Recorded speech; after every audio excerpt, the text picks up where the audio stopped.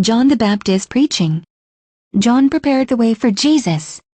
The work of John was prophesied 700 years before by Isaiah the Old Testament prophet. Isaiah 40 verses 3 and 4. Malachi 3:1. Behold, I will send my messenger, and he shall prepare the way before me. John the Baptist. John chapter 1. Jesus is the Son of God. He is the Lamb who takes away the sin of the world. Malachi 3:1. This prophecy is quoted in Matthew 11:10, Mark 1:2 and Luke 7:27 as fulfilled in John the Baptist, over 400 years later. John did indeed prepare the way for Christ with his preaching. In fact, some, possibly all, of Christ's disciples were also John's disciples first. A similar prophecy had previously been given by Isaiah. All the 11 had originally been baptized by John. They had not been rebaptized when they left John to become disciples of Jesus.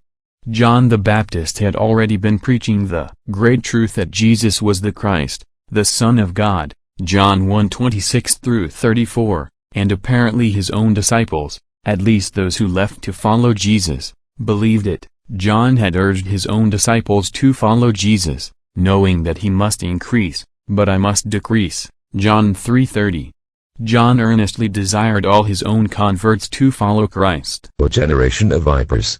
Who hath warned you to flee from the wrath to come? Thus, John was greater than Noah, Job, Abraham, Moses, David, Daniel, or any other of the ancient men of God.